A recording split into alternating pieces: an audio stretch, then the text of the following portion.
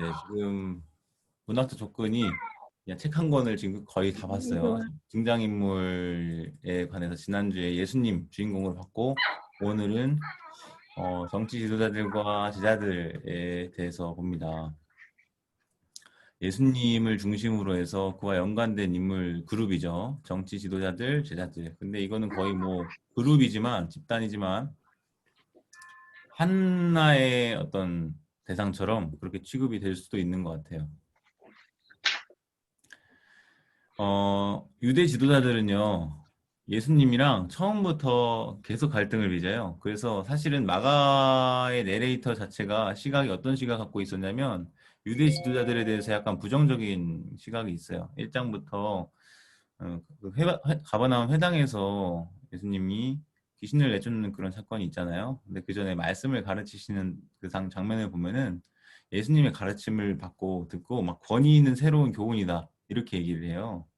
그래서 그것과 반대되는 그 당시에 율법을 가르쳤던 그 서기관들을 그럼 어떻게 보는 거예요? 권위 없는 교훈 가르치는 자들.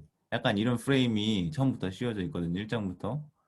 그리고 계속해서 등장하는 2장, 3장 그런 맥락을 보면은 중풍병자를 고치는 장면에서도 서기관들은 약간 따져 묻는 어찌하여 저렇게 말하냐 신성모독이다. 하나님 외에 누가 죄 사할 수 있겠냐 이렇게 얘기하는 경우도 있고 그 다음에 레위를 부르고 세리와 죄인들과 함께 더불어 먹고 식사하시는 장면에서는 어찌하여 너희 선생님은 저런 부정한 자들과 같이 하냐 막 이런 식으로 계속 따지는 그런 인물이 바로 유대 지도자들, 어떤 서기관들 이런 식으로 묘사가 되죠. 그러니까 처음부터 계속 갈등을 빚고 있는 위치에 있는 자들이에요. 그런가 하면 그들은 이제 예수가 선포하는 하나님의 다스리심, 하나님의 나라를 배척하는 인물이고 또 다른 인물로는 제자들이 있는 거죠. 예수의 뒤를 따르고 하나님의 다스리심 안으로 들어가기 위해서 분투하는 그런 사람들입니다. 그리고 마지막으로 일반 백성들이 있는데 이들은 부수적인 인물, 뭐 조연들인 거죠.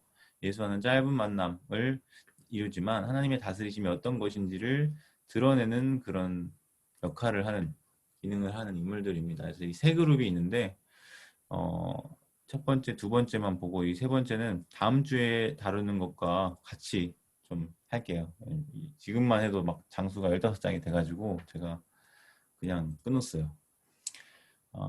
첫 번째로 정치 지도자들을 보겠습니다. 마가복음을 보면요. 유대 그리고 로마의 정치 지도자들이 나와요. 유대 지도자들 하면 누가 나옵니까? 뭐 대제사장도 될 수 있고 바리새인 서기관들 그런 사람들 될 수 있고 그리고 헤롯 유대를 다스리고 있는 그런 인물이 될 수 있죠. 그리고 로마 정치 지도자들이라고 하면 빌라도 같은 빌라도 총독이죠. 파견된. 그래서 그들은 이스라엘에서 권력 가진 사람들이에요. 그리고 하나같이 똑같은 성향을 드러내는 사람들입니다. 그래서 예수님을 대적하는 같은 목적으로 힘을 합하고 있는 사람들이에요. 사실 헤롯 당이랑 어, 별로 바리새인들이나 이런 사람들이 그렇게 뭐서 가까운 사이는 아닌데 어디 보면은 막 힘을 합친다 그래요. 예수님이 공공의 적이 되어가지고 같이 같은 목적으로 힘을 합하는 그런 모습을 볼 수가 있습니다. 고대 지중해 지방의 문화를 보시면 종교나 경제 그리고 국가가 뗄래야 뗄 수 없는 밀접한 관계에 있는 것이었죠. 그래서 이 지도자들은 정치적, 경제적, 종교적으로 권력을 휘두르던 사람들이에요. 그러니까 그걸 다 가지고 있는 사람들이 바로 이 정치 지도자들이라고 볼 수 있는데 지도자급 엘리트인 헤롯과 빌라도 대제사장 이런 사람들은 각각 개별적으로 행동합니다. 그리고 대제사장들을 비롯한 바리새인이나 율법학자들과 같은 높은 지위에 있는 사람들은 단체로 담합해서 예수를 대적하는 그런 모습들을 볼 수 있죠. 그래서 내레이터는 이 집단들이 각각 행동하는 것으로 이제 그리는데 바리새인들 그리고 율법학자들은 갈릴리 지역에서 중요한 율법적인 문제, 정결 예법에 관한 그 문제로 예수님과 대결을 해요. 그래서 2장 1절부터 3장 6절까지 이러한 갈등이 굉장히 고조된다고 했어요. 마가복음 1장에서는 예수님의 인기가 점점 상승하는 것을 묘사하고 있다 그랬고 2장 1절부터 중풍병자를 고치는 사건부터 시작해서 뭐 세리와 죄인들과 먹고 마시는 식사 문제, 금식 문제, 안식일 문제, 이러한 율법적인 문제와 정결 예법에 관한 문제들이 계속적으로 예수님과 이 지도자들이 충돌하는 그런 대결하는 구도로 만들어가고 있습니다. 그래서 예루살렘에 있는 대제사장들과 장로들과 율법학자들은 성전을 지키고 로마 제국을 대신해서 사회 질서를 유지하려고 애쓰는 그런 모습들을 볼 수 있고요. 근데 유대와 로마 지도자들은 그 자신들이 가진 그 권력이 하나님께서 주신 거라고 생각하고 그렇게 행동하는 것에 대해서 굉장히 정당화를 생각합니다. 그리고 그 권한을 막 유지하려고 하죠. 그리고 하나님이 주신 그러한 권한에 반대하는 그리고 그 질서를 무너뜨리려고 하는 세력은 오히려 이제 막아내야 천해하는 그런 것으로 이제 인식을 합니다. 그들 딴에는. 근데 과연 그것이 하나님의 다스리심에 부합한 행동인가, 반하는 행동인가는 이 마가의 관점에서 잘 보여주고 있죠. 모든 지도자들은 자신들의 권력과 통치권을 유지하기 위해서 다양한 정치적인 행동을 하는데요.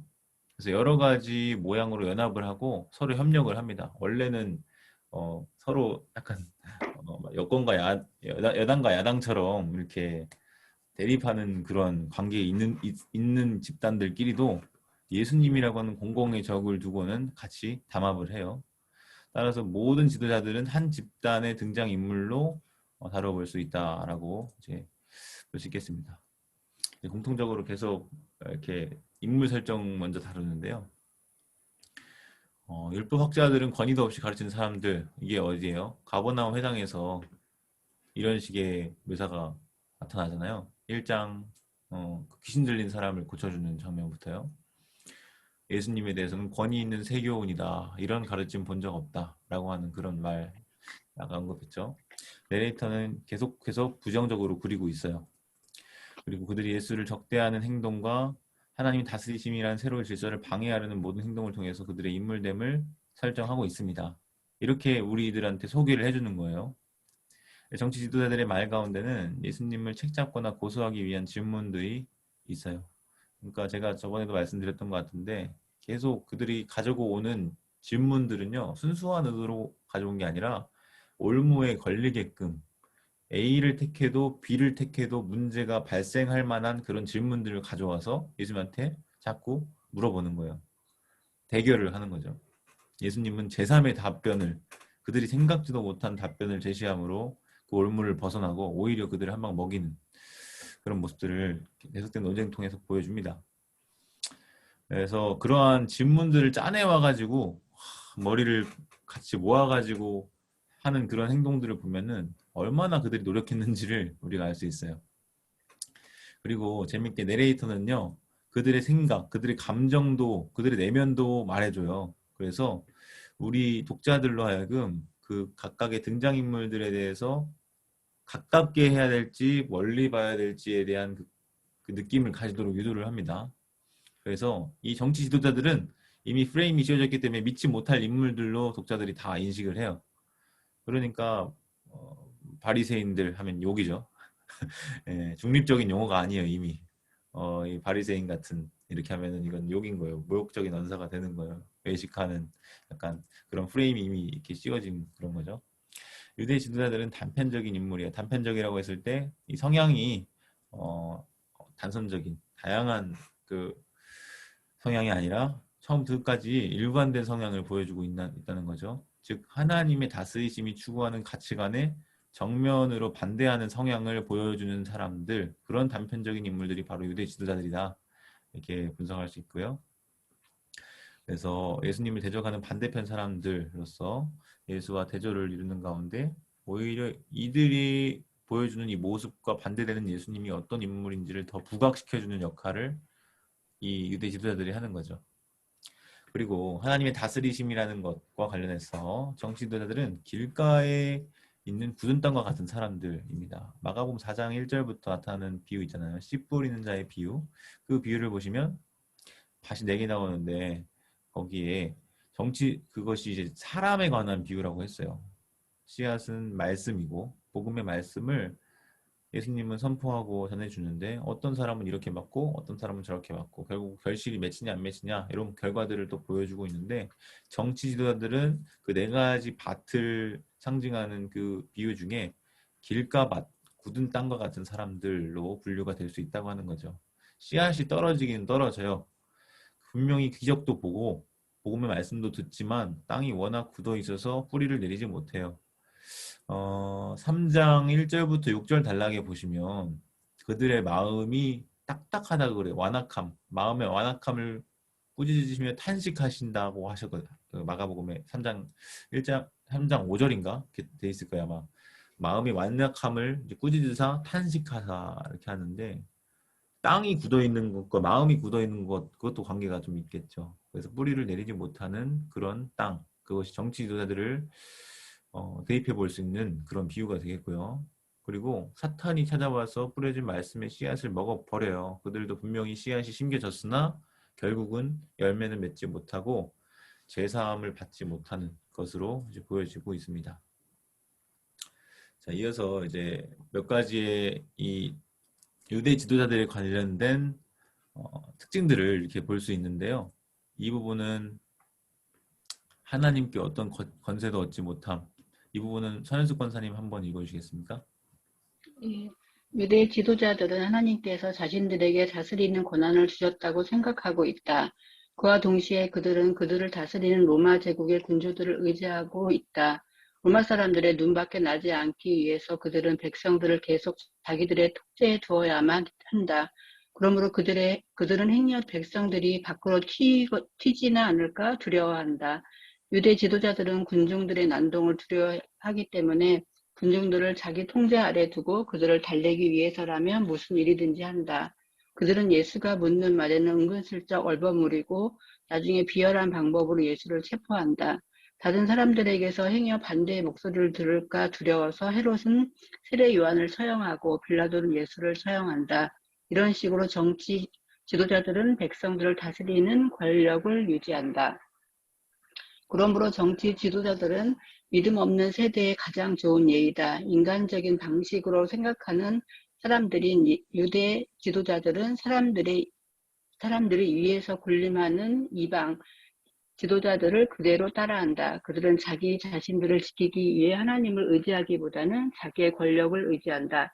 그들은 하나님의 권력에 대해서 남들을 섬기는 것이 아니라 도리어 그들 위에 군림하는 것으로 오해했기 때문에 음란하고 죄 많은 세대의 지도자들이 된 것이다. 이야기가 끝날 때까지 그들은 자신들의 권력을 아주 많이 오용한다. 그래서 그들은 포도원의 주인이 일꾼들을 멸하고 그 포도원을 다른 사람에게 줄 때까지 권력을 빼앗길 것이다. 감사합니다. 하나님께 어떤 권세도 받지 못한 사실은 처음에 받은 거죠. 어떻게 보면. 그래서 자기들도 그렇게 생각하고 있어요. 아, 자신들이 가진 권세는 하나님께서 주신 권한이야. 이렇게 생각하고 있는데 그와 동시에 그들은 로마 제국의 군주들을 또한 의지하고 있습니다. 그래서 로마 사람들 눈치를 봐요.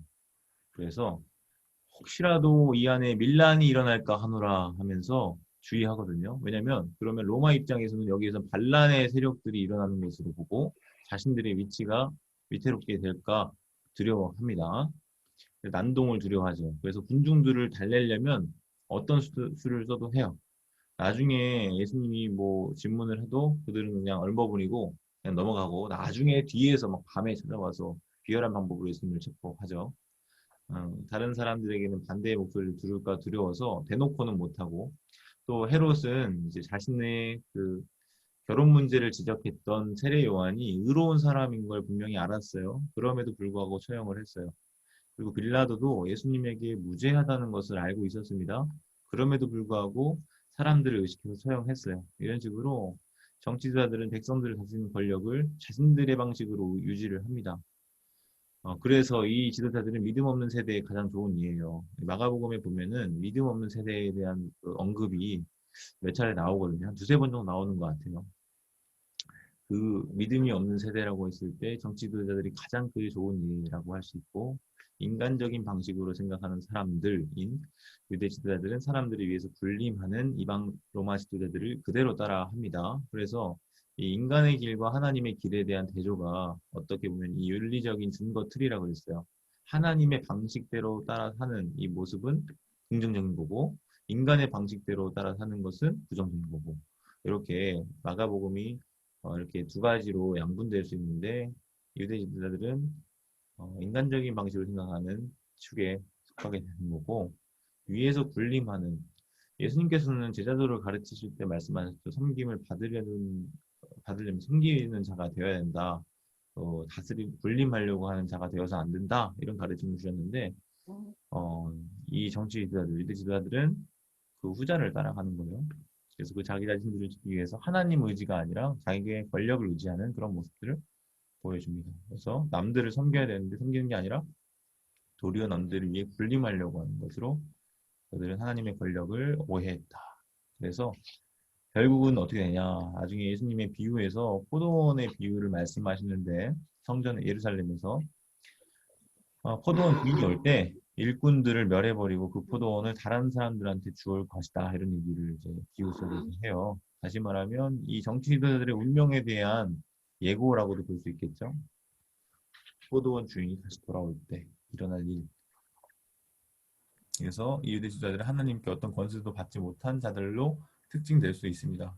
그런가 하면 두 번째 또 특징이 있는데요. 이 부분은 천지의 권사님 한번 읽어주실 수 있을까요? 네. 하나님이나 이웃을 사랑하지 않음. 유대 지도자들은 온 마음을 다하여 하나님을 사랑하지 않는다. 갈릴리에서의 갈등이 끝날 무렵 예수는 무척 화가 나서 그들에 대하여 마음이 굳어진 자들이라고 분개한다. 왜냐하면 그들은 새 술을 낡은 부대에 넣으려고 하기 때문이다. 나중에 예수는 바리새인들의 입술로만 하나님을 경배하고 마음으로는 하나님으로부터 멀리 떠나 있다고 말한다. 더 나아가서 예수는 바리새인들은 남편이 아내를 버리는 것을 허용하고 있는데 그것은 그들의 마음이 굳어져 있기 때문이라고 말한다. 예루살렘에서 일어나는 예수와의 논쟁을 보면 이 지도자들이 모두 불사르는 문제를 모든 마음을 다해 하나님을 사랑하는 것보다 더 중요하게 생각하고 있다는 것이 분명하게 드러난다. 이 지도자들은 자기 자신을 사랑하듯이 이웃을 사랑하지 않는다. 그들은 사람들의 필요를 채워주기 위해서 율법이나 전통을 해석하지 않는다. 그들은 사람이 율법을 위해서 있는 것이지 율법이 사람을 위해서 있는 것이 아니라고 생각한다. 그들은 금식이나 손을 씻는 일, 번제를 드리는 일 등 외형적으로 드러나는 의식이나 전통들을 꼬박꼬박 잘 지킨다. 그렇지만 그들의 마음속에는 악한 것들이 가득 차 있다. 이 유대 지도자들의 마음속에서 나오는 것들은 이웃에 대한 사랑이 아니라 살인, 음란, 탐욕, 악한 행동, 속임수, 부도덕함, 시기의 눈빛, 신성모독, 오만함, 어리석음 등이다. 감사합니다. 하나님이나 이웃을 사랑하지 않음. 하나님 사랑과 이웃 사랑이 제일 큰 계명이라 그랬는데 그 두 가지를 다 안 한다고 특징 지을 수 있다는 거예요. 일단 마음이라는 단어가 좀 부각이 되는데요.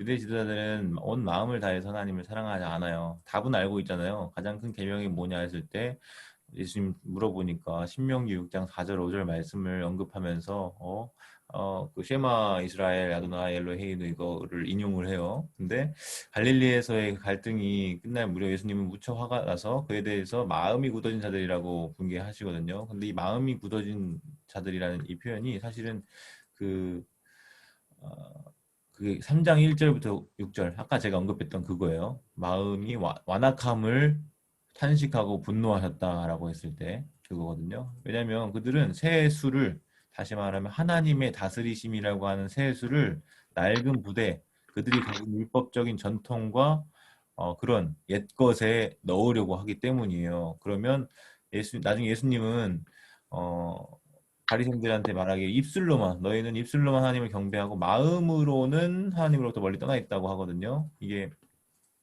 7장인가 그 장로들의 유전 전통에 대해서 얘기할 때 나오는 것 같아요. 그 다음에 예수님은 바리새인들이 남편이 아내를 버리는 것을 허용하고 있는데 이것은 원래는 그렇지 아니하다. 그러나 모세가 너희들의 마음이 완악함을 인하여 이것을 허용한 거다. 뭐 이런 식으로 이제 말씀하시는 부분이 있어요. 계속해서 그 마음에 대한 지적이 나오죠.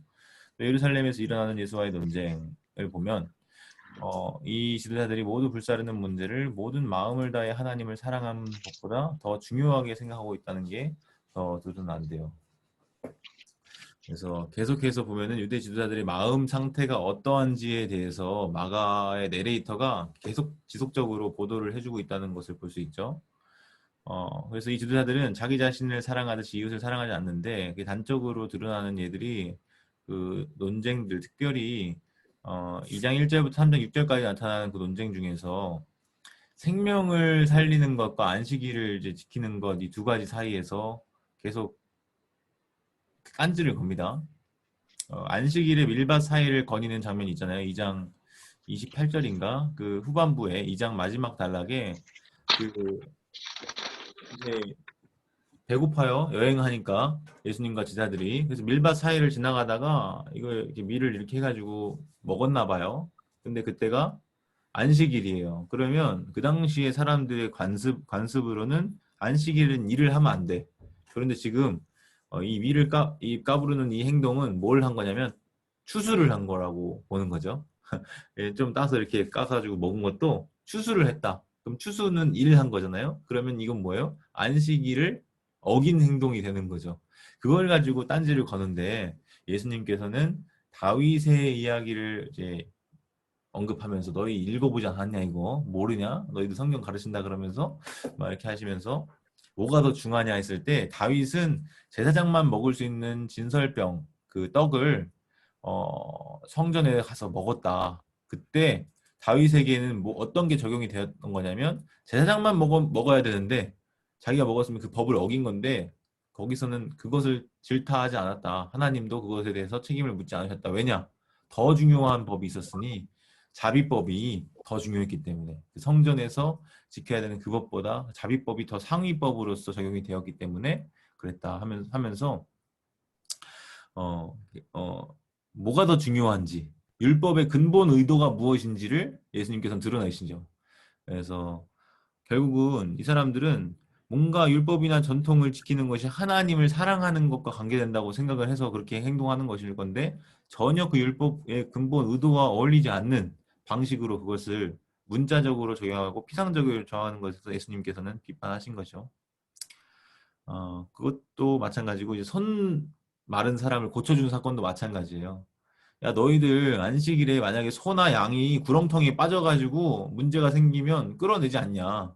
이거는 관습적으로 허용하면서 왜 사람이 어, 병들어서 고쳐주는 거에 대해서는 안식일을 어겼다고 하면서 비난하냐. 이렇게 예수님이 오히려 뭐가 중요하냐. 생명을 살리는 거냐. 어, 죽이는 거냐. 무엇이 옳으냐. 예수님이 이렇게 말씀을 하시죠. 결국은 율법이 요구한 것은 이웃을 사랑하고 생명을 살리는 쪽으로 그것이 근본 의도에 적용이 되기 때문에 그들이 틀렸다. 예수님 이렇게 말씀하시죠.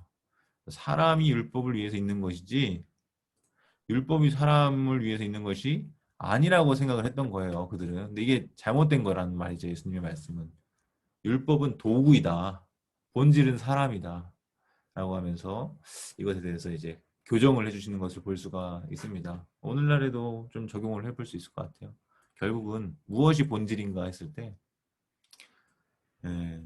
예수님의 지혜, 율법의 근본 의도를 우리가 잘 헤아리고 그 뜻대로 행동하는 것이 맞겠구나 이런 생각을 좀 해보고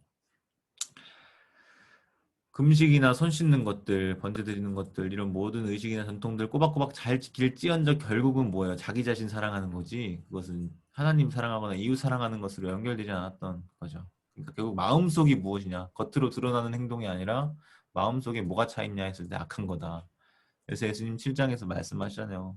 이부에서 나오는 것이 더 더러운 거다. 이부로 들어가는 게 문제가 아니라 입으로 들어간 건 뒤로 나오면 그만이고 이 속에서 악한 것들을 내는 것 그게 문제다 말씀을 하시잖아요. 그래서 그 안에 뭐가 있냐 살인, 음란, 탐욕, 악한 행동, 속임수, 부도덕함, 시기와 눈빛, 신성모독, 오만함, 어리석은 이런 것들이 가득 차 있는 것이 바로 유대의 지도자들의 마음 속이다. 이렇게 들여다볼 수 있는 거죠. 그런가 하면 이제 눈 멀고 귀 먹음 또 있는데요. 이건 제가 그냥 볼게요. 유대 지도자들은 눈이 멀고 귀가 먹은 사람들 같아요. 실제적으로는 앞이 잘 보이고 귀가 잘 들리거든요. 근데 영적으로는 눈 멀고 귀 먹은 사람으로 이제 분류가 되는 거죠. 왜냐? 하나님의 다스리심에 대해서 전혀 인지하지 못해요. 자신들의 눈앞에서 펼쳐지는 기적이나 이사를 보고도 그것에 대해서 반발을 하지 못합니다. 그것이 어떤 것인지 하나님의 권세가 능력이 나타난 것인지 이 귀신의 힘을 힘입어서 쫓아내는 건지 이거를 분간을 못한단 말이에요. 중풍병자가 걷고 손이 굽은 사람이 정상이 돌아오는 것을 두 눈으로 직접 봤는데 하나님을 감지하지 못하는 바리새인들은 예수님이 주는 표적을 분별할 믿음의 눈이 없기 때문에 이론의 여지가 없는 표적을 찾아요. 위로부터 임하는 표적을 좀 보여봐라 라고 말하죠. 이미 많은 표적을 보여줬는데 다시 한번 보여달라는 거예요. 그러니까 예수님 뭐라 그래요? 요나의 표적밖에는 보일 게 없다 하면서 말아버리시죠. 근데 요나의 표적이라는 게 결국은 예수님의 부활에 대한 어, 암시이기도 한데요. 어쨌든 그들은 결국은 눈이 없으니까 이미 많은 표적을 보여줬음에도 또 보여달라고 하면서 근데 보여줘도 결국은 믿지 못하죠. 부활하셔도. 십자가 장면에서 예루살렘의 지도자들은 만일 예수가 기적을 일으켜서 뛰어내리면 믿겠다 뭐 이런 얘기를 하는 장면도 있어요. 또 다윗을 제대로 보지 못하는 유대인들의 원론은 성경을 해석하는 그들의 방식에서 비롯된 것이라고 하는데요. 율법이 사람을 위한 것이든 아니든 간에 무조건 그것을 준수하는 게 하나님께 영광을 돌리는 거라고 생각을 한대요. 이 율법주의가 문제인 거죠. 그래서 여러분들이 잘 구분을 해야 되는 게 있는데요. 그려볼게요. 율법이 과연 나쁜 것이냐? 절대 아니에요. 율법은 선합니다. 그러면 뭐가 나쁘냐 했을 때 율법주의가 나쁜 거예요. 주의. 그래서 우리는 이 두 가지를 잘 분간을 해야 되는 거죠. 권위가 나쁜 게 아니에요. 권위 마찬가지인데 권위도 좋은 거예요. 선하고 질서와 이런 것들을 하는 데 있어서. 근데 뭐가 나쁘냐? 권위주의는 나쁜 거예요. 이 주의. 그래서 이런 부분들을 우리가 잘 분별할 수 있고 목욕물 버리다가 아이까지 버리면 안 되는 그런 부분이죠. 그래서 지켜야 될 것이 있고 버려야 될 것이 있고. 이 사람들은 지금 율법주의가 문제가 되었던 거예요. 사두개파 사람들은 이제 하나님의 권능이 죽은 자를 일으키는 것에 대해서 증언한다고 생각하지 않는다. 그래서 부활을 안 믿어요. 사두개파, 부활을 믿지 않는 사두개파 사람들 이런 식으로 소개하거든요. 예루살렘의 지도자들은 건축자에게 버림받은 돌이 그 건물의 모퉁이 돌이 될 것임을 알아보지 못하죠. 성경에서 예언하는 멸망이 바로 자신들을 향할 것이 될 수도 있다는 사실을 깨닫지 못하고 있어요. 이것이 계속해서 보지 못하는, 듣지 못하는 그들의 상태를 보여주고 있는 겁니다. 그래서 그들은 하나님께서 어떤 행동을 해주시기를 바라는데 이런 기대감 때문에 하나님의 나라가 전통적인 통로로 오지 않고 전혀 다른 방식으로 임할 수 있다는 걸 깨닫지 못해요. 어떤 행동을 해주시기를 바라냐면 아까 위로부터 오는 표정에 대해서 얘기했잖아요. 근데 그 비슷한 묘사가 어디에 등장하냐면 우리 성경에는 포함이 되어 있지 않는데 천주교나 가톨릭 성경에는요. 그 제2정경이라고 해서 마카비서가 있어요. 마카비서. 그래서 우리 대한성서공회 같은 데 가면은 공동 번역이 있는데 거기에 마카비서가 들어가 있거든요. 성경책 안에. 거기에 보면은 비슷한 게 있어요. 그 위로부터 임하는 표적이 뭐냐? 천사가 나타나서 전쟁에서 승리하게 해요. 다시 말하면 그 위로부터 임하는 표적에 대한 기대는 무엇을 반영하고 있는 질문이냐면 그들이 가지고 있는 메시아관이 무엇이냐? 군사적 메시아예요. 다윗과 같이 강대한 군사적인 막강한 힘과 권세를 가진 왕, 메시아, 그것에 대한 기대를 반영해주고 있는 거죠. 하나님이 그러한 방식으로 자신들의 나라를 다시금 일으켜 세우실, 다윗의 나라를 다시금 회복해 하실 것을 기대했다는 말입니다. 그러나 그것은 잘못된 생각이었고 오해였어요. 마가복음이 보여주고 있는 것은 결국 무슨 메시아냐면 군사적인 메시아, 승리주의적 메시아가 아니라 고난받는 메시아였어요. 완전 정반대의 방식인데 이것을 전혀 깨닫지를 못했습니다. 그래서 그들은 예수와 같이 자기들을 대적하고 죄를 용서할 권한이 있다고 함부로 주장하며 전통 무시하고 성경 공격하는 이 갈릴리 출신의 목수가 과연 메시아일까? 과연 하나님이 보내신 자일까라는 생각을 전혀 하지 못하는 거죠. 그래서 그들은 오래된 술 부대를 고수하고 싶었기 때문에 하나님의 나라, 예수 그리스도라고 하는 메시아, 새 예수를 거부했던 겁니다. 마지막으로 유대 지도자들은 자기 자신들이 위선자가 되었다는 걸 전혀 깨닫지 못했어요. 그래서 안식일에 사람 병 고쳐준다고 예수를 정죄하려고 했죠. 근데 뭔가 자기들은 같은 날에 헤롯 당원들과 작당해서 예수를 제거하려고 음모를 꾸밉니다. 예수님은 살리려고 그랬고 이 사람들은 죽이려고 그랬고 과연 누가 더 옳으냐? 뻔한 거죠. 같은 날인데 살리는 자, 죽이는 자. 장로들의 전통도 중요하게 생기는데 결국은 장로들의 전통 지키다가 하나님의 말씀은 오히려 저버리는 그러한 오를 범하는 것이 이 유대 지도자들이라고 하는 거죠. 그리고 그들은 가부의 가산을 삼키는 자들이고 겉으로 버리려고 오래 기도를 하고 자기 자신을 챙기는 이기적인 행동을 하면서 자기들이 하나님의 일꾼이라고 착각하는 그런 모습들을 볼 때, 야, 눈 멀고 귀 먹었다라고 이제 이 유대 지도자들의 모습을 특정할 수 있는 겁니다. 그리고 심지어 더 나아가면 일부러 눈을 감아버리는 거예요. 다 보고도. 앞에 거랑 연결되는데 왜 유대 지도자들이 예수 안에 있는 하나님의 다스리심을 제대로 보지 못했을까라고 했을 때 이 책임을 누구한테 물을 거냐? 하나님이 그렇게 만든 거냐? 마치 로봇처럼 아니면 그들 자신이 책임을 져야 되는 거냐? 이 두 가지를 놓고 일반적으로는 양측 모두의 것으로 생각하는 경향이 기본적 고대 사람들은 그런 사고방식이 있었대요. 그러니까 하나님도 책임이 있고 동시에 사람들도 자신들의 행동에 대해서 책임이 있다라고 하는 거죠. 그래서 마가의 해석에서도 마찬가지로 이와 같은 방식이 적용이 된대요. 하나님과 인간 모두에게 이러한 책임이 있다라는 걸요. 그래서 내레이터는 왜 그들의 눈이 멀었는지 몇 가지 이유를 제시하는데 하나님의 나라의 비밀을 받지 못했기 때문에 그리고 예수님이 비유로 수수께끼로 말씀하셨기 때문에 그들이 바로 알지 못했다. 그리고 사탄이 방해했기 때문에 그렇게 됐다. 또 그들의 마음이 굳어져 있기 때문에 이렇게 그들이 하나님 나라의 어, 하나님 다스리심에 대해서 깨닫지 못했다. 이런 식으로 이제 내레이터가 설명을 하는데요. 이 마가의 내러티브 세계에서는 하나님만이 아니라 이 세상 사람들 자신들도 그 눈이 먼 것에 대한 책임을 져야 한다고 말합니다. 그래서 꼭두각시가 아니라는 거예요. 자기 스스로 선택하고 판단하고 처신도 하는 책임 있는 존재들, 그게 바로 인간입니다. 그래서 지난주에인가 예수님에 대해서 얘기할 때 예수님이 모든 권세를 다 가졌지만 또 모든 것을 다 가진 건 아니라 그랬죠. 강제로 믿게 하는 능력은 없다 그랬어요. 막 강제로 해가지고 막 병도 원하는 자 고쳐주셨지만 자기가 원하지 않으면 능력을 행하지 않으셨어요. 대표적으로 6장에서 자기의 고향에서는 친척에서는 배척을 당하셨잖아요. 그래서 다만 능력 행하실 수 없어서 소수의 병자들에게만 안수하여 병 고치셨다 이런 언급이 있었다고 했어요. 그러니까 예수님이 강제로 막 하신 게 아니었어요. 마찬가지 유대 지도자들도 스스로의 판단과 선택, 처신에 따라서 그들의 책임을 져야 하는 그런 존재들로 지금 묘사가 되고 있습니다. 때때로 유대 지도자들은 하나님의 다스리심에 대해서 무시를 해버리기도 하는데요. 헤롯도 그렇고 빌라도도 그렇고 포도원 일꾼들도 그렇고 이 사람들은 자신들이 분명히 봤어요. 아, 세례요한은 의로운 사람이구나. 죄가 없구나. 그리고 빌라도도 예수님이 심판할 때 이 사람은 별로 문제가 없는데 무죄하다 이렇게 생각했어요. 포도원 일꾼들도 주인의 아들이 올 때 이 사람은 죄가 없다는 걸 알았어요. 그러나 죽였어요. 그러니까 이거는 무시해버린 것으로 우리가 이해할 수 있겠죠. 의도적으로. 때로 그들은 자신들이 어떠할 것이라고 미리 기대하는 태도로 인해서 하나님이 예수 안에서 활동하고 계신다는 사실을 제대로 보지 못하기도 했습니다.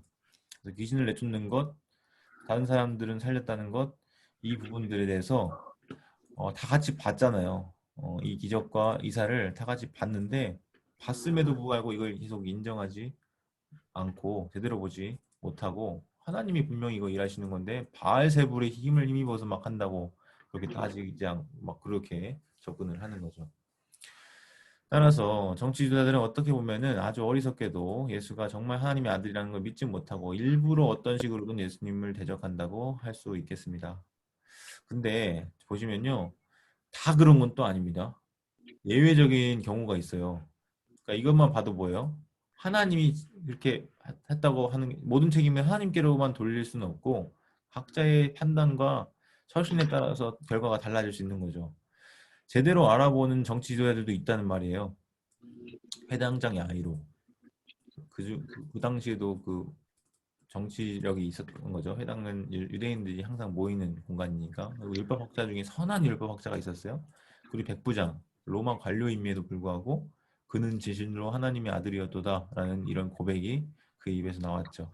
이런 예외들을 볼 때, 그 나머지들은 결국은 자기 스스로 그런 길을 선택한 것이구나 이렇게 할 수 있는 거죠. 결국 스스로 자신들의 길을 막고 눈을 가렸다. 굳어진 마음을 예수를 제거하려는 적대적인 결단과 행동으로 옮겨진다. 그래서 결국은 예수님을 대적하는 게 어떻게 되는 거냐면 하나님을 대적하는 것과 같이 돼요. 왜냐? 그를 보낸 사람. 그래서 우리 대사들 생각해 외국에 나가 있는 대사를 함부로 하는 건 그 나라에 대한 적대적 행위로 간주하잖아요. 마찬가지로 하나님이 보내신 자를 함부로 했다? 이것은 그를 보내신 하나님을 함부로 해하는 것과 동일하게 취급이 되는 거죠. 그래서 유대 지도자들은 마가 이야기 처음부터 일치감치 하나님을 버린 존재들로 이렇게 특정이 되고 있는 겁니다. 네, 그 다음에 한 세 가지 정도의 특징이 더 있어요. 이 이제 다섯 번째 특징. 김윤경 집사님 한번 이 파트 한번 읽어주시겠어요? 자기 자신만 살려고 한다. 네, 정치 지도자들은 자기 자신만 살려고 한다. 마가복음에 나오는 정치 지도자들은 자기 자신을 바꾸려고 하지 않는다. 왜냐하면 현재 질서 체계를 유지해야 자기들이 잘 살 수 있기 때문이다. 만일 그들이 백성들을 진정한 의미에서의 하나님의 율법 앞으로 내려놓는다면, 그래서 만일 그들이 정결예법이라는 규제와 장로들의 전통을 버리고 율법의 진정한 의미를 찾아서 부정한 자들에게 손을 내밀고 자기의 소유를 팔아 가난한 자들에게 나누어주며 성전에서 번제를 드리는 것보다 이웃을 사랑하는 것이 더 큰 개념임을 알고 그렇게 행한다면 그들은 스스로 자기들의 기득권을 악화시키는 행동을 하는 셈이 된다. 마가는 정치 지도자들의 대표적인 성격으로서 바로 이 자기 자신만을 챙기는 모습을 제시하고 있다. 율법 학자들은 시장에서 인사받기를 좋아하고 회당이나 잔치 자리에서 높은 자리에 앉고 싶어하며 과부들의 얼마 되지도 않는 가산을 삼키려 자기 재산을 늘리는 자들이다. 그들은 비유에서 나오듯이 포도원을 차지하려고 예수를 죽이고자 도모하는 자들이며 시기심에서 예수를 넘겨주는 자들이다. 마가복음에서 그들을 그런 모습을 보면 이 유대 지도자들은 자기 자신의 안위를 위해서, 자기 자신만의 명예와 권력을 위해서 하나님의 구원을 의지하기보다는 이런 일들을 스스로 하는 자들이다. 감사합니다. 자기 자신만 살려고 하는 이런 모습이 특징 중에 하나인데요. 자기를 바꾸려고 안 해요. 변화에 대해서 굉장히 보수적입니다. 현지 질서를 잘 유지해야지 자기 잘 살 수 있기 때문이거든요. 그래서 그들이 정결예법이나 장로들의 전통을 버리고 율법의 진정한 의미를 찾아서 부정한 자들에게 손 내밀고 소유 팔아서 가난한 자에게 나눠주고 성전에서 번제를 드리는 것보다 이웃을 사랑하는 것이 더 큰 계명임을 알고 이렇게 행하면 그 결과가 뭐냐면 기득권을 약화시켜야 돼요. 자기들이 가진 거를 내려놔야 되고 포기해야 되고 이런 것들이 생기니까 그거를 하지 않습니다. 결국은 이게 자기 자신만을 챙기는 모습으로 제시가 되고 있는 거예요. 이게 이제 정치지도자의 특징인데 사실 이제 다 끝나면 좀 뒷부분까지 다 하고 얘기하려고 그랬는데 지금 제가 굉장히 떠도 제3자의 입장에서 야, 이 정치지도자들 이렇다 이렇게 객관적으로 이제 얘기를 하고 있는데 이제 쭉 보죠. 네. 그 다음에 그들은 두려움 때문에 행동한다. 이 부분 천재 권사님 한 번 더. 네. 그들은 두려움 때문에 행동한다. 마가가 볼 때 유대 지도자들이 그토록 자기 자신의 안위를 쫓는 근본 원인은 두려움에 있다. 그들은 유대나 로마의 후견인들과 맺는 관계에서 얻은 높은 지위를 잃게 되면 어쩌나 하는 두려움이 있고, 따라서 자기들끼리도 서로 체면을 잃지 않으려고 애를 쓰며 그와 더불어 자기가 지금 누리는 권력이나 재물을 잃을까 두려워한다. 자기들이 누리는 자리를 지키기 위해서 군중들을 조정하고 따라서 군중들에 대해 아주 예민하게 반응한다.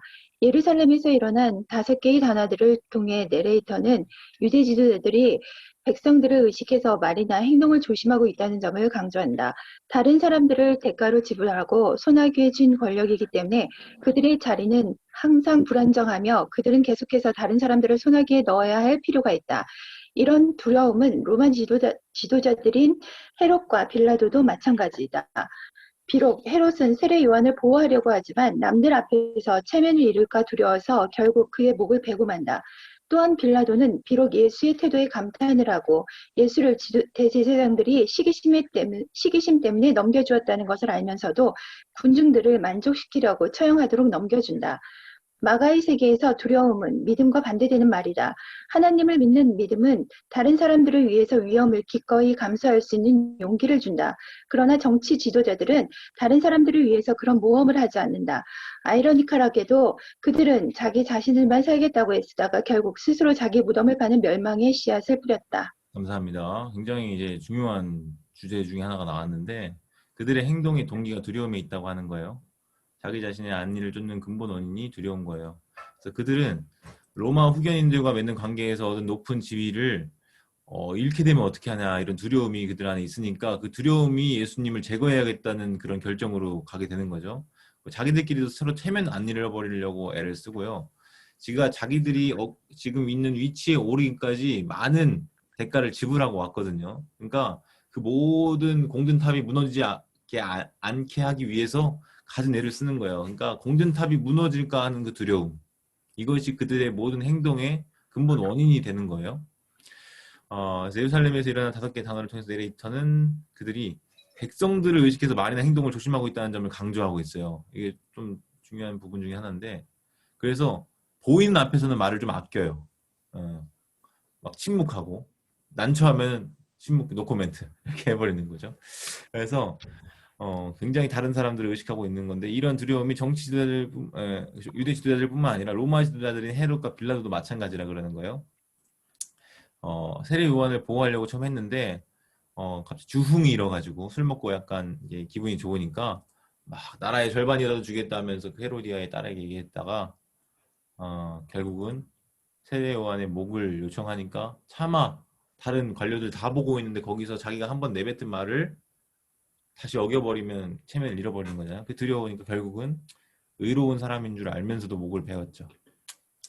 빌라도도 군중들을 만족시키려고 그렇게 예수님을 풀어주는 거를 결국 포기합니다. 결국 여기에서 이게 중요한데요. 두려움은 믿음과 반대되는 말이라는 거예요. 그러니까 이게 굉장히 우리의 삶에도 실천적으로 많이 연결되는 부분이 아닐까 싶어요. 그래서 믿음이 있으면 위험을 감수할 수 있는 용기가 생겨요. 근데 믿음이 없으면 그런 용기가, 그런 모험이 될 수가 없죠. 참 그냥 간단한 것 같은데 쉽지 않습니다. 제가 아까 하려던 얘기 중에 하나가 우리는 그냥 객관적으로 제3자 입장에서 그 유대 지도자들 나쁜 사람들 이렇게 보지만 굉장히 우리와도 접점이 있어요. 이건 이제 나중에 이제 제자들에 대한 모습을 살펴볼 때도 말씀을 드리겠지만 제자들이라는 게 꼭 예수님 편에만 항상 붙어 있었던 건 아니에요. 가끔은 헤롯의 누룩을 주의하라, 바리새인들과 헤롯의 누룩을 주의하라 말씀하셨는데 그 누룩이 잠식되어 버린 제자들의 모습도 나타나거든요. 그들에게도 두려움이 있고 이런 부분들을 이제 앞으로도 찾아보게 될 텐데 그 다음에 정치자들은 다른 사람들 위해 군림한다, 다스리려고 하는 자기 자신만 돌아보는 정치자들은 점점 파괴적인 성향으로 변해가게 되죠. 가면 갈수록. 그래서 다른 사람들의 필요를 채워주기는커녕 오히려 해를 끼치는 것이 그들이 권력 남용의 결과입니다. 그래서 거짓 증인을 세워요. 심지어 완전 혼동하고 살인자를 석방하라고 외치도록 그렇게 몰아갑니다. 그래서 율법을 어기는 행동이 결국 그들이 막 중요하게 생각하는 율법, 율법 들이대면서 이렇게 해야지 왜 그렇게 합니까? 따지던 사람들이 오히려 완전 잘못된 정반대 방향으로 가고 있는 것을 보게 되는 거죠. 조종을 하고 예수님을 제거하기 위한 목적을 달성을 했어요. 이게 이제 그들이 군림하는 방식이었던 거죠. 그 다음에 독자와 정치 지도자들에 대해서 우리가 이 부분 좀 중요하게 볼 필요가 있겠어요. 지금까지 정치 지도자들에 대한 본 내용들이 과연 우리랑 뭔 상관이 있느냐를 다루고 있는 부분이거든요. 맹건사님 이 부분 혹시 읽어줄 수 있으신가요? 네. 독자와 정치 지도자들, 예수와 정치 지도자들은 각각 자기 하나님의 일꾼으로 행동한다고 주장한다. 레이터는 독자들에게 예수가 주장하는 것을 믿고 정치 지도자들이 하는 말은 거부하도록 유도했다. 내레이터는 자기가 견지하는 관점이 하나님의 다스리심에 대한 예수의 관점과 일치하도록 함으로써 독자들도 그렇게 하도록 유도했다.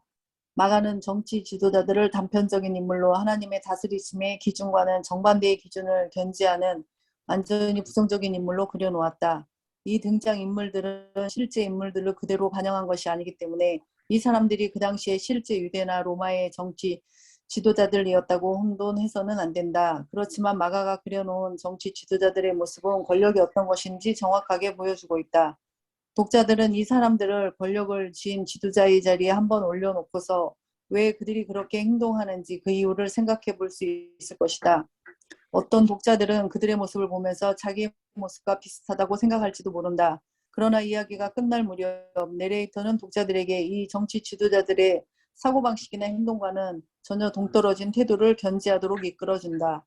더 나아가서 독자들은 바로 자기 자신들이 유대나 이방 지도자들 앞에서 선포해야 한다는 것을 알아야 한다. 독자들은 회당에 끌려가서 매를 맞을 각오를 해야 한다. 독자들은 권력을 쥔 사람들이나 왕들 앞에 끌려가서 그들에게 증언을 해야 한다. 그래서 그들이 너무 늦기 전에 돌이켜서 하나님의 다스리심 안으로 들어오도록 기회를 주어야 한다. 네, 이게 우리와 관계되는 그런 부분입니다. 그래서 정치 지도자들이 하나님의 다스리심의 기준과는 정반대의 기준을 견지하는 완전히 부정적인 인물로 묘사가 되고 있는데 실제 인물들을 그대로 반영하는 것은 아니에요. 그래서 유대나 로마 정치 지도자들이 이 사람들이 그 당시에 실제 유대나 로마 정치 지도자들이라고 혼동해서는 안 됩니다. 그렇지만 권력이 어떤 것인지를 이들의 모습을 통해서 어느 정도 우리는 짐작을 할 수 있죠. 그리고 이 사람들을 권력을 쥔 지도자의 자리에 한번 올려놓고서 왜 그렇게 행동하는지 그 이유를 생각해 볼 수 있는데, 그리고 어떤 경우에는 우리가 그 모습이랑 좀 비슷한 것 같은데 이런 생각을 할 수도 있죠. 근데 우리는 결국은 결론은 어떻게 돼야 되냐? 그거 닮아서 안 된다. 반면교사로 삼게 되는 점에서 우리와 좀 관련이 있다고 볼 수 있고요. 그리고 더 나아가서 마지막으로는 우리가 이런 사람들을 거슬러서 복음을 전해야 된다는 거예요. 예, 우리가 이 사람들 앞에서 이렇게 했을 때 과연 어떻게 할 수 있을까? 맞을 수 있을까? 아니면 제자들처럼 도망갈까? 예, 결국은 이 사람들 앞에 끌려가서 증언을 해야 되는 것이 독자들의 상황이었던 거죠. 그리고 그들도 하나님의 다스리심 안으로 들어올 수 있도록 기회를 줘야 하는 것이 독자들인 겁니다.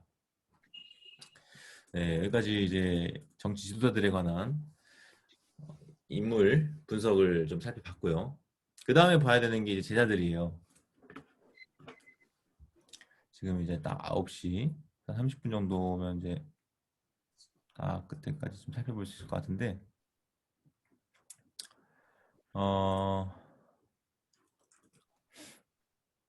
쭉 보겠습니다. 이제 제자들 마가 이야기에서 제자들은 12명 가리킵니다. 12제자요.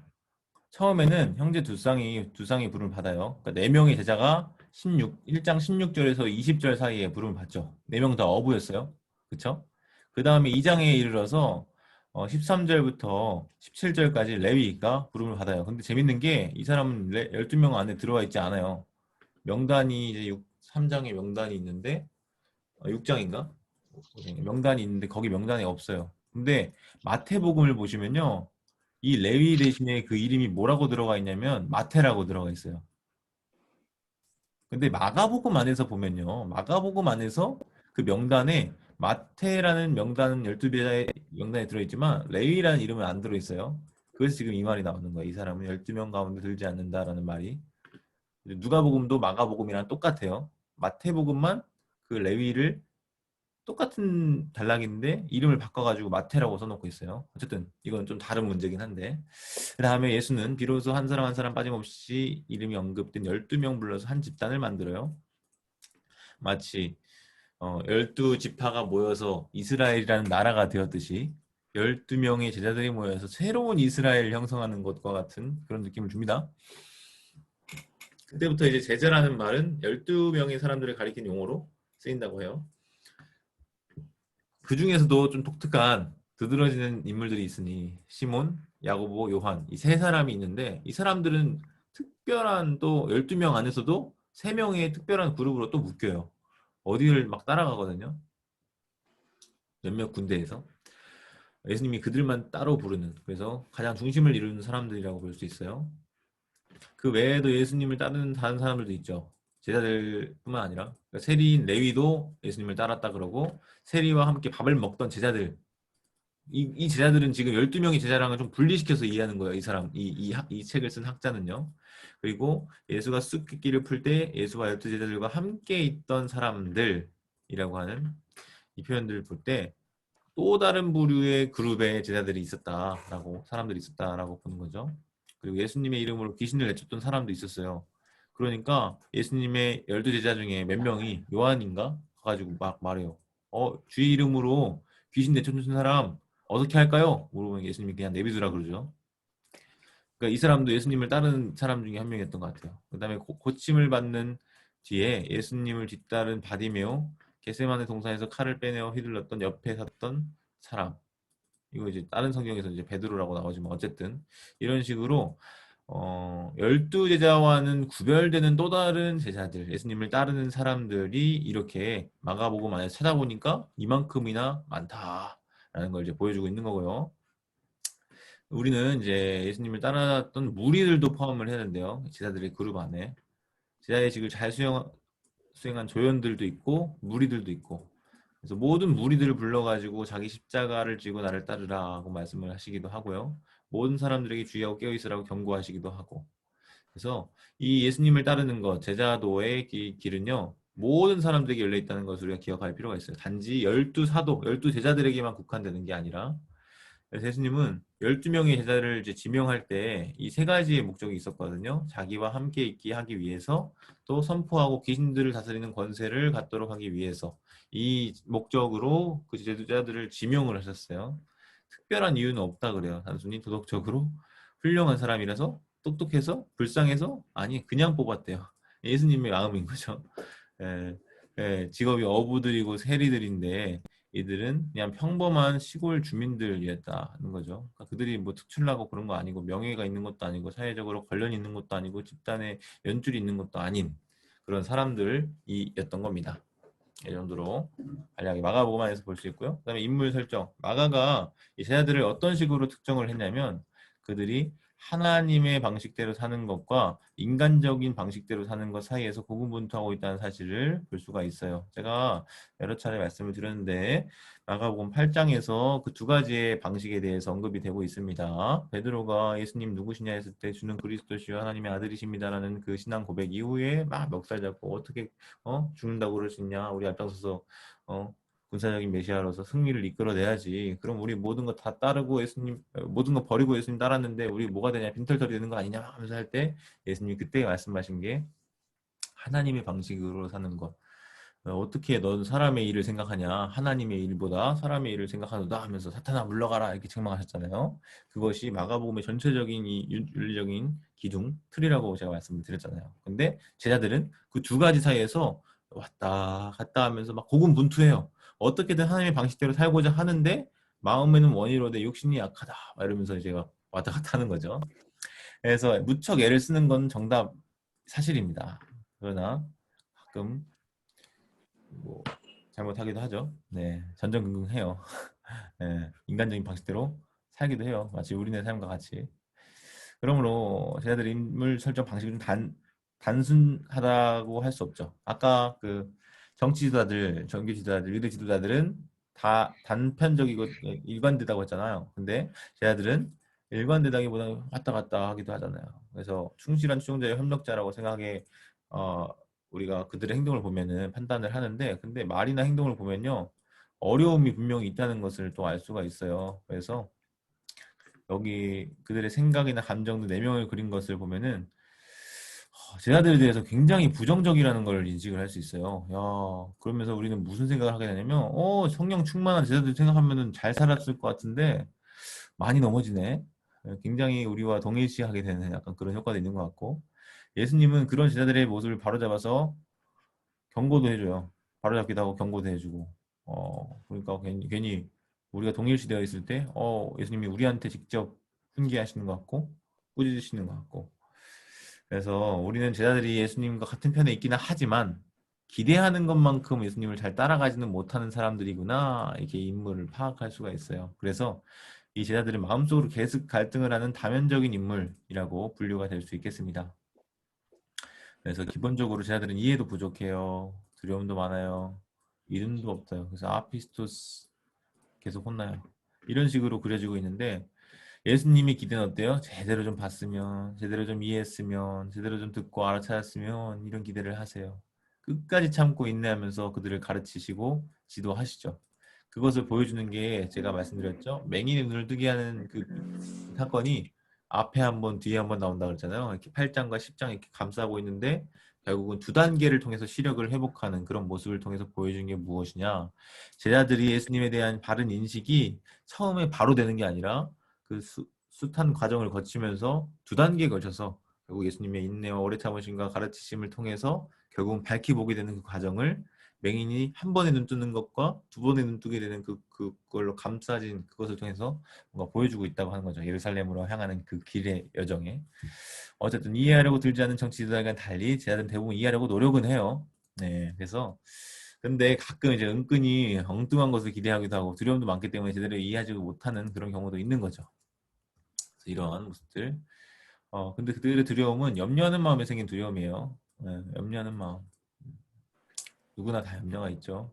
우리도. 그러나 이 두려움은 하나님의 나라와 그 나라에서 요구하는 것에 대한 적절한 반응은 분명히 아니에요. 네, 그래서 두려워하는 것, 이해하지 못하는 것, 이 모든 요소들은요, 결국은 믿음이랑은 반대되는 것들이다. 우리가 기억할 필요가 있겠죠. 그래서 제자들의 성향이 내러티브가 전개되는 것에 따라서 같이 펼쳐지고 예수님의 부름에 처음에 따라 나선 다음에 점점 어떻게 되냐면 이해가 부족한 사람들에서 나중에는 오해를 하는 사람들로 그리고 마지막에 가면은 이해는 하는데 직접 따라 나서지는 못하는 사람들로 이렇게 어떤 단계를 보여주고 있거든요. 내러티브 전개에 따라서 이해 부족, 오해, 이해는 하는데 못 따라가는 예, 그러므로 제자들은 믿을 만한 사람들로 출발했다가 나중에는 불행하게도 예수를 따르지 않는 것이 어떤 것을 가르치는지를 보여주는 예가 되고 있어요. 이것도 이 네 가지 밭의 비유로 볼 때 어떤 하나의 인물군에 들어가는 것으로 이해를 할 수 있죠. 그래서 재밌는 게 결국은 좋은 밭, 그 옥토밭을 얘기할 때 제자들이 거기에 안 들어가요.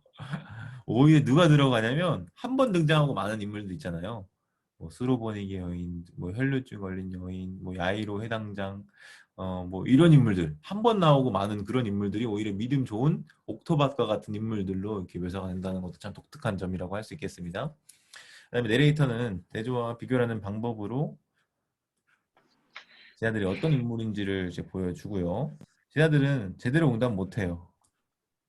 그래서 예수님은 제대로 응답을 하는데 제자들은 못하는 그런 모습을 보면서 대조를 보여주고 있죠.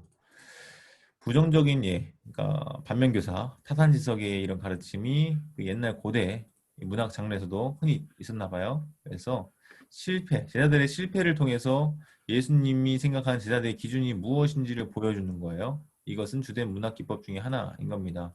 제가 한번 여러분들에게 말씀을 드렸던 것 중에 하나 있었는데 메시아 비밀이라고 기억하세요? 메시아 이것도 굉장히 중요한 문학 기법 중에 하나였는데 메시아 비밀 자꾸 뭐라면 말하지 말라는 거야. 예수님이 누구신지. 왜? 오해하니까 자꾸. 그래서 바른 이해를 가지게 될 그때까지는 참는 거예요. 예수님에 대해서 드러내고 노출하는 게. 이것도 어떤 문학 기법인데 결국에 왜 그러냐? 예수님이 생각하는 제자들의 기준이 뭔지를 보여주기 위해서 그렇게 되는 거죠. 제자들의 실패도 그렇고 이 메시아 비밀도 그렇고 그런 어떤 특별한 장치 중에 하나라고 하는 겁니다. 그 다음에 이제 내레이터는 유대 지도자들과 제자들을 비교하기도 해요. 왜냐? 제자들이 가끔은 아까 제가 말씀드렸죠? 똑같이 한다니까요? 예수의 적대자들이 생각하는 것이랑 거의 똑같은 사고방식으로 사고할 때가 있어요. 그렇다고 예수님의 등진 사람들도 아니고 예수님 따르고 있는데 이렇게 왔다리 갔다리 하는 그들의 그 모습들이 보여지고 있는 거죠. 그리고 마지막으로는 내레이터는 긍정적으로 그려지는 많은 조연들과 부정적으로 그려지는 제자들의 모습을 대조하게 됩니다. 제가 말씀드렸죠? 옥토밭이 누구냐 했을 때 제자들이 거기에 더 어울린다기보다는 많은 조연들, 한 번 나오고 많은 그런 인물들 있잖아요. 그 사람들이 오히려 더 긍정적으로 그려지고 믿음이 좋은 걸로 보여지기도 한다고 하는 거예요. 이런 대조가 나타난다고 하는 거예요. 그래서 이런 것들에 주안점을 두고 또 복음서를 읽으면 또 색다르게 읽힌다라고 하는 점이죠. 그리고 이제 그 인물들에 대한 특징들을 또 살펴보겠는데요. 믿음, 충성, 권세, 그리고 이해력이 부족하고 겁이 많고 믿음이 없는 그런 모습들, 그 다음에 영광은 찾고 죽음은 거부하는 그들의 여행길, 그 다음에 예루살렘에서의 두려움과 도주,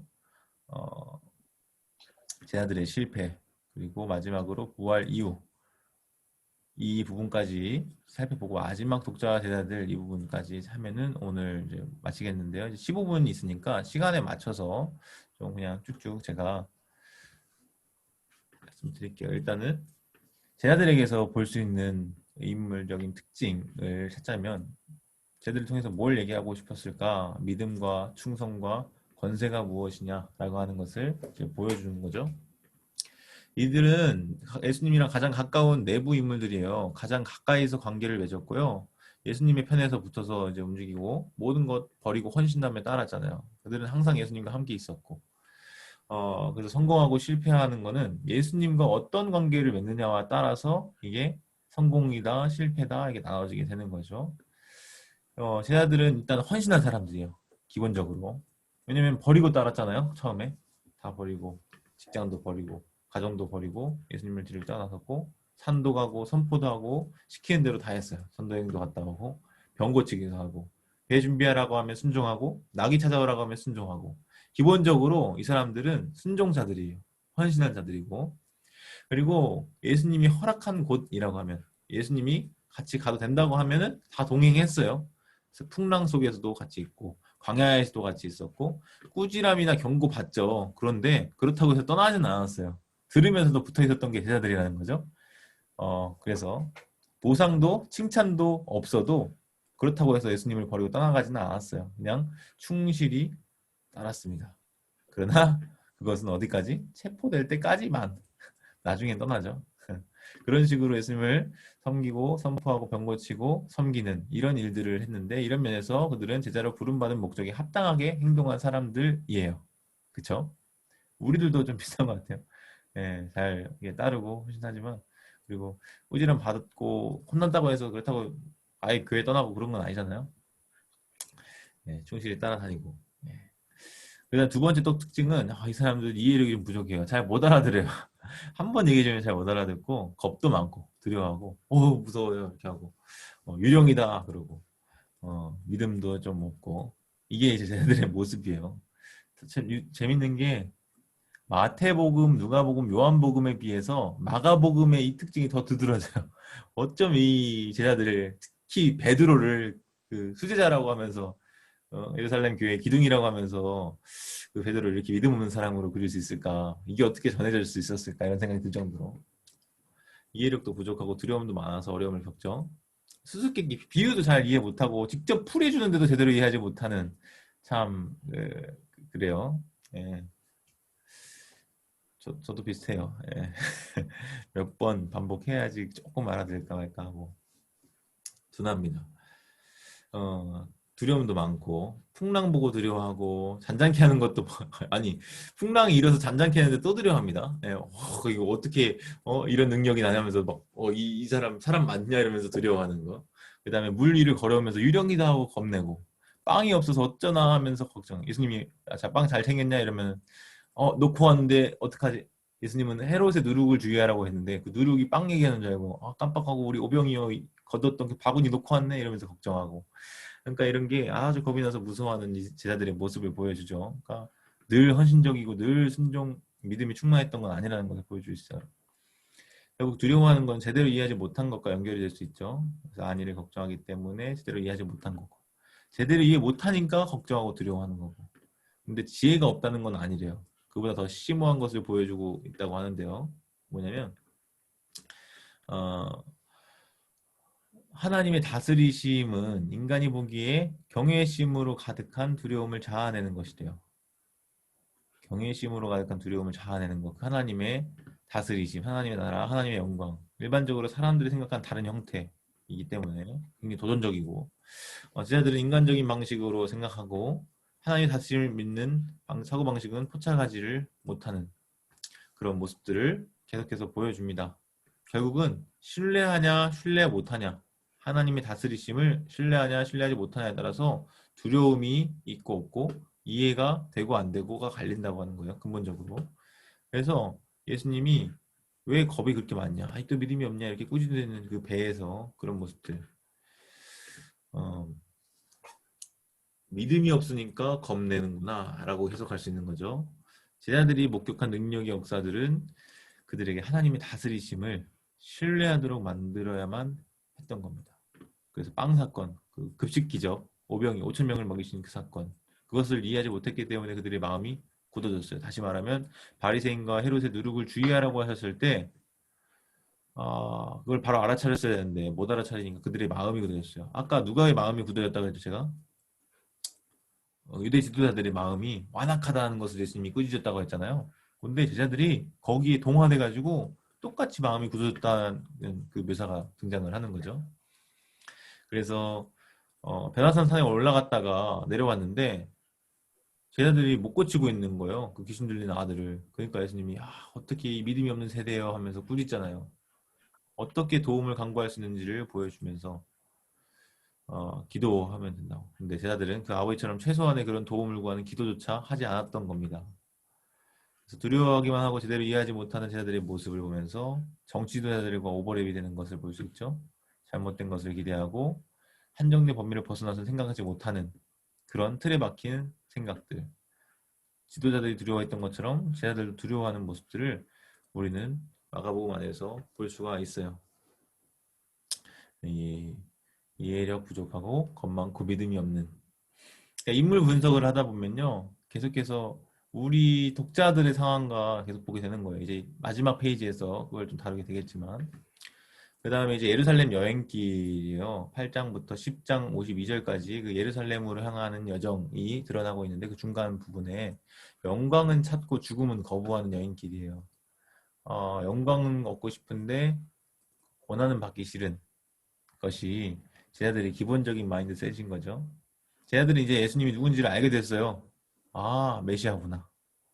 그래서 당당하게 예루살렘 성으로 들어가서 자기를 따른 자들에게 한 자리씩 주겠지? 이런 오해를 해요. 그러니까 누가 크냐 논쟁도 하게 되고 내가 예수님의 우편에 좌편에 앉고 싶다 이런 생각들을 하게 되는 거예요. 그런데 먼저 가가지고 요한과 그 형제가 그렇게 얘기하니까 10명이 화내요. 다 자기들 먼저 얘기하고 싶었던 거죠. 자기가 갖고 싶은 거고. 예수님이 자기 고난과 죽음에 대해서 3번을 예언하시거든요. 8장에 한 번, 9장에 한 번, 또 10장에 한 번 이렇게 해서 3번을 총 예언하는데 결국은 받아들이지 못하고 제자들은 거부합니다. 그리고 다시 한번 그들은 인간적인 사고방식으로 생각을 해요. 예수님은 죽음을 향해 고난을 향해 가는 그 여정길에서 완전히 같이 동행하고 있고 함께하는 제자들임에도 불구하고 다른 생각을 전혀 하고 있는 거죠. 하나님의 일과 사람의 일이 완전 교차되고 있는 지점입니다. 제자들은 또다시 두려워하고 있고요. 하나님의 능력을 보고 경외심에 두려워 떠난 게 아니고 어떻게 하면 죽으면 어떡하냐, 핍박당하다가 죽으면 어떡하냐 이렇게 걱정하고 있고. 근데 사실은 십자가 처형이 그만큼 무서운 일이긴 했어요. 그 당시에 그 자료들을 다 찾아보면 극도로 처참한 죽음, 십자가형에 대해서 그런 식으로 묘사를 합니다. 극도로 처참한 죽음이 바로 십자가다. 로마 사람들은 절대로 하지 않는, 로마 시민권을 가진 사람한테 그런 형벌을 내지 않는, 차라리 못 베어 죽이지 십자가 달아 죽이는 것은 끔찍하고 수치스러운 죽음이었다는 겁니다. 그래서 정치범, 본보기가 되게끔, 아니면 그 정도 지급이 안 되는 노예들, 뭐 이런 사람들에게도 주어졌던 거죠. 그래서 그것을 두려워하는 건 어쩌면 당연한 거죠. 예루살렘으로 가는 길 내내 그들은 예수님의 죽음과 부활에 대한 예언에 대한 이해를 갖지 못한 채 내내 두려움에 빠져 있어요. 그 다음에 이제 예루살렘에서는 어떻게 됩니까? 이제 10장 이후의 사건들인 거예요. 10장이 이제 예수님이 죽기 직전까지 두려워서 도망가는 그런 상황들을 이제 보는데, 예루살렘에서 제자들은 충성심을 증명할 기회를 얻었어요. 그러나 자신만만했죠. 그들의 두려움은 죽음을 앞두고 자신들처럼 인간이라는 존재가 얼마나 연약한지를 제대로 깨닫지 못한 데서 비롯된 겁니다. 예수님 따라갈 수 있었는데 거기서 예수님 따라가고 정말 같이 처형 당하면 그들의 충성심을 증명할 거였는데 다 도망갔죠. 예루살렘 길을 가는 길에서 야고보와 요한은 자기들도 핍박과 죽음의 길을 갈 수 있다, 세례 받을 수 있다, 그 우편에 좌편에 앉게 해달라고 했을 때 예수님이 그런 말씀을 하잖아요. 야, 너희들이 이 잔을 받을 수 있겠냐? 저희 받을 수 있습니다. 그 세례 받을 수 있습니다. 했는데 결국 그것이 십자가였는데 결론적으로는 못 받았죠. 감당을 못했죠. 마지막 최후의 만찬 자리에서 그 유월절 식사하면서 저는 아니죠, 저는 아니죠 했을 때 우리 모두가 다 그랬어요. 베드로가 앞장서서 그랬고 절대로 부인 안 할 겁니다 해놓고 모두가 다 같은 말을 했다고 했지만 다 부인했죠. 결국은 착각했어요. 그들은 할 수 있을 것처럼 자기들도 예수님 따라 순교할 수 있을 것처럼 착각했는데 그렇지 못했던 거죠. 예수님 말씀하세요. 마음이 원해도 욕심이 약하구나 라는 말이 딱 그들에게 적용되는 말이에요. 이들이 거짓으로 이렇게 고백했을까요? 6월절 마지막 만찬 때 우리도 같이 주와 함께 죽으리다 막 이런 게 이게 거짓은 아니었을 거예요. 그 당시엔 진심이었겠지만 막상 상황이 닥치니까 그거를 자신들이 감당할 용기가 없었던 거죠. 이것을 두고 예수님은 마음에는 원이로도 욕심이 약하구나라고 적용할 수 있을 것 같아요. 겟세마네에서 한 말씀이긴 하지만 어쨌든 시험의 순간이 닥치니까 두려움이 다시 머리를 들었고 도망쳤죠. 베드로부터 해서 자그만 여자아이가 하나가 물어보는 그 말에도 덜컥 겁이 나버려가지고 예수님에 대해서 저주를 하면서 부인하고 3번이나 굉장히 좌절하고. 근데 이 예수님의 예언을 기억하고 흐느끼는 이 모습을 볼 때 일말의 소망은 있는 거죠. 자책하고 반성하고 있구나. 이것에서 우리는 그래도 하나의 어떤 일말의 소망은 있는 겁니다. 그래서 기억하는 것은 유대 지도자들은 뉘우치지 않아요. 그러나 제자들은 설령 부인했을지언정 뉘우쳐요. 실패를 인정하고 슬퍼요. 이게 차이가 있죠. 다시 돌이켜서 예수님을 따라 나설 가능성이 있는 모습을 보여준다는 거죠. 그럼에도 불구하고 제자들은 이제 더 이상 나오지 않는데요. 이 내러티브에서. 마가에서는 마태나 누가나 요한에서는 부인한 다음에도 또 그 다음 장면이 또 있어요. 근데 마가에서는 그걸로 끝나요. 다시 말하면 실패한 제자도를 보여주는 거예요. 실패한 제자도. 여기 나오죠. 제자들의 실패. 4분 정도 남았는데 제자들과 달리 적대자들과 달리 제자들은 자기만 살겠다는 심산으로 예수님을 무너뜨린 건 아니었어요. 예수님을 대적하진 않아요. 그렇죠? 정치 지도자들은 대적을 했잖아요. 아예 맞서가지고 어떻게 하면 해치울까. 다만 예수님을 제대로 위해주지 못했던 것뿐이다. 그런 면에서 제자들이 정치 지도자들, 유대 지도자들과 같은 노선을 따랐던 건 있지만 완전히 그들과 같다고 볼 수는 없는 거죠. 예. 다만 그들이 마음에는 원이로도 욕심이 약했던 것뿐. 내러티브를 보면 예수는 종종 다른 제자들 못 오게 해도 베드로, 야고보, 요한만큼은 데리고 갔거든요. 12살 소녀 소생할 때, 변화산에서 오르실 때, 앞으로 일어날 일을 설명할 때도 이 세 사람은 따로 등장하는 그런 그룹이에요. 그러나 이 세 사람은 따로 이렇게 애중중개했으면 뭔가 또 별도의 어떤 별다른 모습이 있어야 될 거 아니에요. 근데 없어요. 그래서 더 큰 실망을 줬다 이거죠. 깨어있으라 그랬는데 계속 잠에 빠져있는 모습이 나타나고 계속해서 이 제자도 실패한 제자들의 모습을 우리가 볼 수 있는데 이게 결국 어떤 비유가 같냐면 돌밭에 떨어진 씨앗의 비유. 아까 제가 말씀드렸죠. 4가지 밭의 비유가 있는데 제자들이 좋은 땅이 아니라고 돌밭에 씨앗이 떨어진 씨앗 비유가 같다고. 근데 재밌는 게 계속 반석 베드로라 하잖아요. 이 반석이랑 돌밭이랑 이게 굉장히 언어 유희인 거죠. 반석 같은 베드로가 돌밭에 떨어진 씨앗과 같다. 그래서 이 아이러니가 여기서 발생합니다. 마음이 굳어져서 좀처럼 제대로 이해하지 못하는 사람들, 이 제자들, 그 밭에 떨어진 씨앗들은 뿌리가 없어서 얼마 가지 못해 죽고 만다. 그래서 말씀으로 인해서 박해나 핍박이 다가왔죠. 십자가에 가시는 근데 부인했어요. 곧 넘어지고 말았죠. 이게 이 제자들의 경우에 딱 부합하는 그런 비유였던 겁니다. 그 다음에 마지막 부활 이후인데요.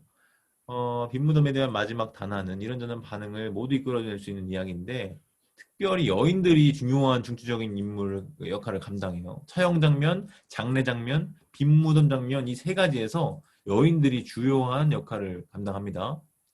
이런 사람들이 오히려 좋은 밭으로 이제 분류가 되는 거예요. 이 여인들이 끝까지 예수를 잘 따르기를 바라고 어떤 젊은이들이 전해준 기쁨의 소식을 제자들에게 전해주기를 바라고 있죠. 근데 아니죠. 여기도 좋은 밭이 아니네요. 실패해요. 이 여자들도. 예. 그들은 빈무덤을 보고 놀란 나머지 실패합니다. 16장 8절로 끝난다 그랬죠, 제가. 그래서 그 뒤에는 오픈 엔딩, 열린 결말로 이제 열려 있어요. 제자들의 운명도 그렇고 마찬가지로 독자들의 운명도 우리 하기에 나름이다. 달려 있다. 이렇게 오픈 엔딩으로 끝나는 거죠. 그래서 모든 것이 가능합니다. 우리는 그 결말을 나타내 보여주고 있지 않지만 제자들이 처한 새로운 상황에서 처형당한 범죄자는 상황에서 끔찍한 두려움과 불안감이 남아있지만 선택하는 기회가 열려 있는 거예요. 마지막 이 부분만 이제 마치겠습니다. 독자와 제자들인데요. 내레이터가 제자들이 이처럼 설정했기 때문에 독자들은 이 제자들에 대해서 이도저도 아닌 비등한 감정을 나름대로 발전시켜 나가야 돼요. 어쩌면 이야기에 나온 다른 어떤 등장인물들보다도 이 제자들에게서 자기 자신의 모습을 발견하게 될지도 모릅니다. 실제로 저도 그래요. 많이 좀 생각을 하게 되는 것 같아요. 제일 성공했으면 좋겠다고 생각을 할 수도 있죠. 자기 자신을 그 상황에 넣어볼 수 있고요. 특별히 부르심을 받은 것, 감탄하는 능력과 기적에 감탄하는 마음들, 공포, 그 다음에 체포되느니 차라리 도망치고 싶은 마음, 긍정적인 그런 모습들을 보이기도 하고 나약한 인간으로서 이해될 수 있는 그런 모습이죠. 그래서 우리는 참 위로를 받기도 해요. 넘어졌지만 다시 회복해서 또 다시 따를 것이라는 그 희망으로 끝까지 보죠. 그런 제자들의 속마음을 우리가 내레이터를 통해서 공급을 받는데 발견하게 되는데 그런 걸 보면 동정심을 느끼게 돼요. 두려워하고 있구나, 피곤해서 잠들었구나, 흐느껴 울고 있구나, 이런 부분들에 대해서 우리도 감정이입이 돼가지고 동정심을 느끼고 이해하려고 합니다. 그런가 하면 하나님의 다스리심에서 추구하는 가치, 예수님이 가르쳐 주시는 그 하나님의 일을 따라야 된다고 하는 그 기준으로 제자들을 평가할 때 우리는 그 제자들을 부정적으로 판단할 수밖에 없어요. 얘들 왜 이러냐, 자꾸 부정적인 모습들 보여주네 라고 하는 것을 우리가 내레이터의 기준에 입각해서 판단을 하게 되잖아요. 내레이터는 제자들이 두려워하고 있다고 그려놨죠. 그리고 믿음도 없고 이해도 못하고 자기만 살겠다고 관심을 쏟고 있고 자기 자신이 존귀한 존재라고 좀 높은 자리 차지해야 되는 인물이라고 생각하고 있고 한편으로 그럼에도 불구하고 모든 것을 버리고 예수를 잘 따르는 사람이라고 제시를 하고 있죠. 마지막으로 가서는 핍박으로 인해 죽음을 제대로 준비하지 못하는 그런 모습들로 우리가 인식을 해요. 근데 우리는 교훈을 얻을 수 있어요. 이제 끝입니다. 마지막 단락이니까. 만일 제자들이 실패하는데도 여전히 예수가 어제보다 앞서서 먼저 가 있겠다고 약속한다면 독자들에게도 마찬가지일 거라는 거죠. 그러니까 이들은 실패했고 넘어졌는데 예수님이 말씀하세요. 내가 부활해서 갈릴리 가 있을게. 그리 와. 이렇게 말씀하셨던 거예요. 그들이 부인할 걸 다 알고도 미리 말씀하셨고 앞서서 가서 계세요. 기다리고 계세요. 우리들에게도 마찬가지인 거죠. 우리가 제자들처럼 넘어지고 실패도 하고 쓰러지고 이렇게 할지언정 예수님은 그 우리보다 더 앞서서 가서 기다리고 계신다고 약속하시는 거예요. 이렇게 제자들을 그려놓음으로써 독자들에게 이렇게 질문해요. 예수와 복음을 위해서 일하다가 죽음을 맞이하게 된다면 어떻게 할 거냐? 신실하게 남아있을 거냐? 만약 당신도 실패하게 된다면 다시 새로 시작할 수 있겠느냐? 이것이 독자들에게 내레이터가 던지는 질문이라고 하는 거죠. 우리는 우리의 삶을 통해서 이러한 질문에 대해서 반응하는 것이 필요하게 되는 것입니다. 네, 이것으로 15장인데 9시 반, 10분 좀 늦게 시작했지만 그래도 읽었어요. 성경을 좀 더 읽으면 좋겠다는 이제 의견을 주셨는데 일단 갈피를 이렇게 잡아서 다음 주까지만 이렇게 하고요. 그 다음에 이제 신학적 접근한 다음에 성경 읽는 걸로 바로 전환해서 남은 시간들은 마가복음 본문 전체 다 읽는 걸로 그렇게 진행하도록 하겠습니다. 그러면 우리 강은혜 권사님 마침 기도 한번 해주시고 오늘 모임 마치도록 할게요.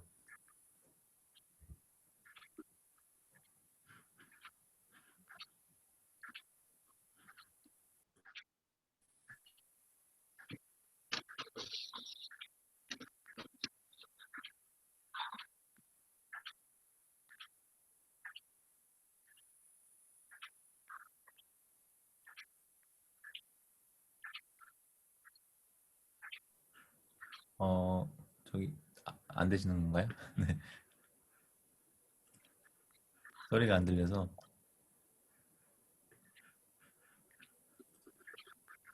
그러면 강은혜 권사님 다음 주에 부탁드리도록 하고요. 천지혜 권사님이 해주십시오. 네. 네. 말씀이신 하나님 아버지, 이 시간 저희를 성경 공부 모임으로 부르시고 인도하여 주심에 감사드립니다. 이 시간을 통해 하나님의 말씀을 깊이 공부한 것을 우리 삶에 적용하게 하시옵소서. 우리가 이 시간을 통해서 배운 내용들을 성경을 보는 데 있어서 응용케 하시고 주님의 행동과 말씀들이 우연히 쓰여진 것이 아니라 주의 법대로 주의 법으로 기록된 것임을 경험하게 하시옵소서. 말씀으로 우리의 삶을 움직여 주셔서 우리의 인생이 역전되게 하시옵소서. 모임을 인도하시는 박이삭 강도사님께 지치지 않는 강건함을 주시고 참여하는 모든 지체들에게 다음 이 시간에도 갈급한 심령으로 말씀 앞에 나올 수 있는 열린 마음을 허락해 주시기를 원하오며 예수님의 이름으로 기도드렸습니다. 아멘. 네, 예. 긴 시간 함께 해주셔서 감사합니다. 평안한 밤 되시고 다음 또 모임에 뵙겠습니다. 안녕히 가세요.